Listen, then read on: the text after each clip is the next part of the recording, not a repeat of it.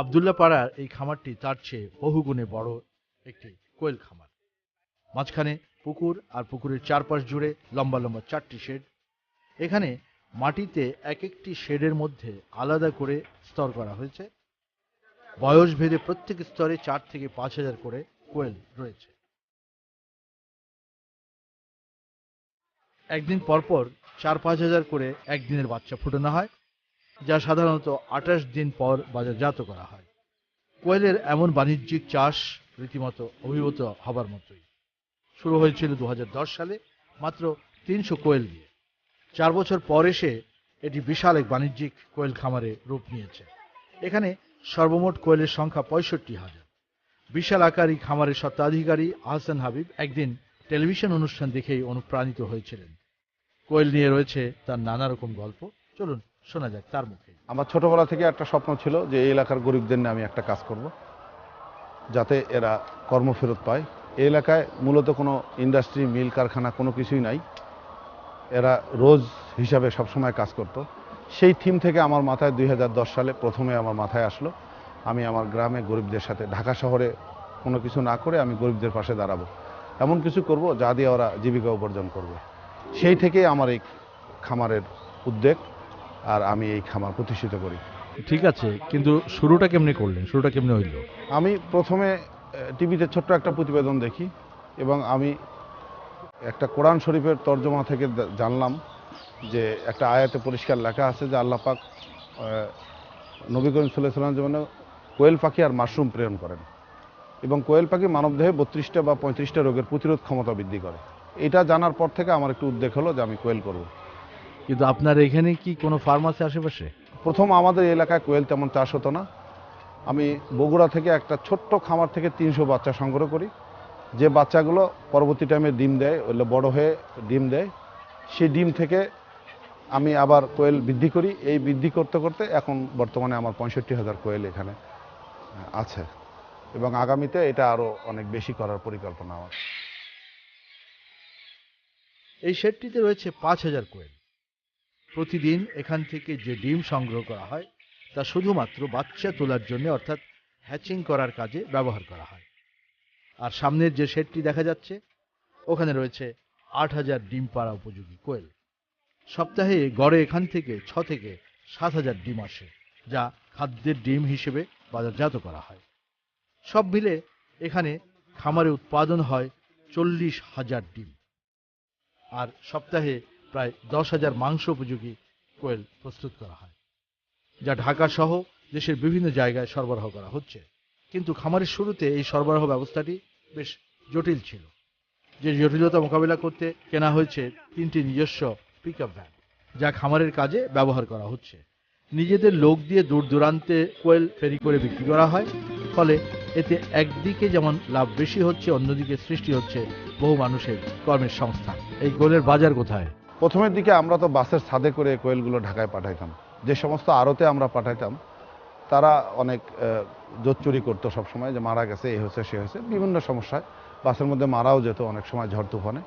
পরবর্তী টাইমে আমি 3টা পিকআপ ক্রয় করি, যে পিকআপগুলোর মাধ্যমে এখন সরাসরি আমার নিজস্ব দোকান থেকে আমার এলাকার গরিবদের দিয়ে ঢাকা শহরের বিভিন্ন এলাকায় এরা ফেরি করে এই কোয়েলগুলো বিক্রি করে।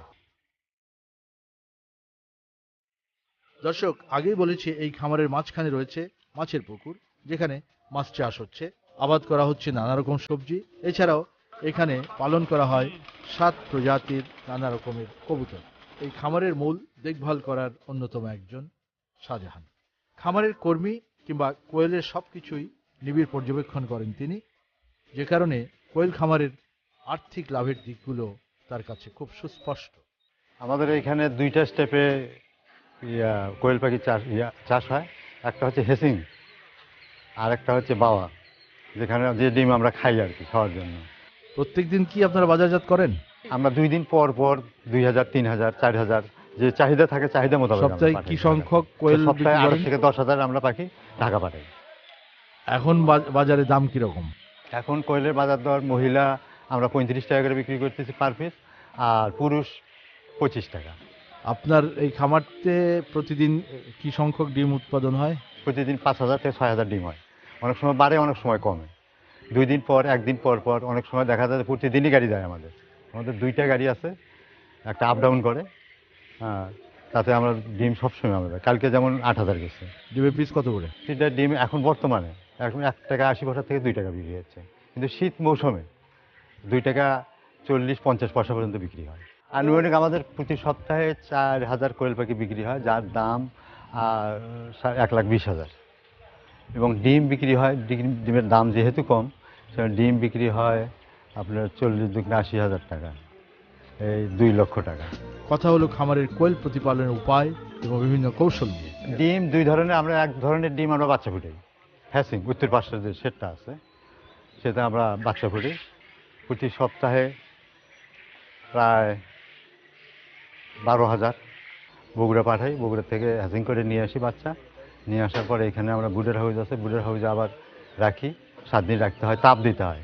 তাপ দেওয়ার পরে 7 দিন পরে আমরা আরেকটা ঘরে নিই, সেখান থেকে 7 দিন পরে আরেকটা ঘরে নিই। আমরা নেওয়ার পরে আমরা ব্রয়লার হিসেবে তখন অন্য সেটে নিয়ে যাই, এবং এইভাবে আমরা 4টে স্টেপে আমরা কোয়েল পাখির চাষ করি। এবং এই মাংস বিক্রি করার জন্য কোয়েল পাখি আমরা এখান থেকে 25 থেকে 28 দিন বয়সের মধ্যেই আমরা ঢাকা সরবরাহ করে থাকি। একদিনের বাচ্চার এমন শেড রয়েছে বেশ কয়েকটি। নির্দিষ্ট তাপমাত্রায় বড় করতে ব্যবহার করা হয় বৈদ্যুতিক বাল্ব, কিন্তু বিদ্যুৎ সরবরাহে অনিয়মের কারণে একসময় বেশ ক্ষতি হতো। এখন আর সেই ক্ষতি হচ্ছে না। আমরা যখন প্রতিবেদন ধারণ করছিলাম তখনও বিদ্যুৎ ছিল না, কিন্তু একদিনের বাচ্চার শেডে তাপ আছে। এই তাপ নিয়ন্ত্রণ করতে বসানো হয়েছে কয়লার হিটার। দারুণ টেকসই এক স্থানীয় ব্যবস্থা। অল্প খরচে কিভাবে কয়লার হিট দিয়ে তাপ নিয়ন্ত্রণ করা হচ্ছে সে ব্যাপারে জানালেন একজন। এই যে দেখেন, বর্তমানে এখন কারেন্ট নেই, তো এখন যদি আমার এই কারেন্ট না থাকে, এই বাচ্চা আমার 4,000 বাচ্চার ভিতরে দেখবেন 2 ঘন্টার ভিতরে 500 থাকবে, আর সব মরে সাফ হয়ে যাবে। এদের যেরকম শীত সেরকম গরম। তাই এটা আমরা দেখে অনেক দিন পর্যন্ত আমরা এইরকম মার খেলাম। মার খাওয়ার পরে আমরা এই পদ্ধতিটা যে কোনোভাবে হোক আমরা মানে শুনলাম।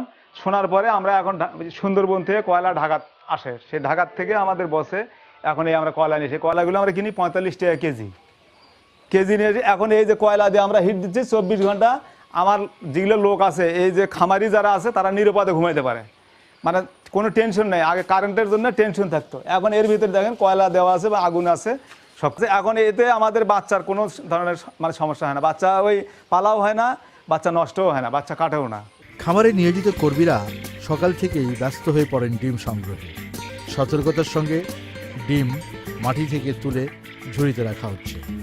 খাবার তৈরি, খাবার দেয়া, পানি খাওয়ানো সবই করে থাকে এখানে নিয়োজিত 15 জন কর্মী, যাদের কাছে মজুরির চেয়ে বড় অর্জন কোয়েল পালনের বাস্তব।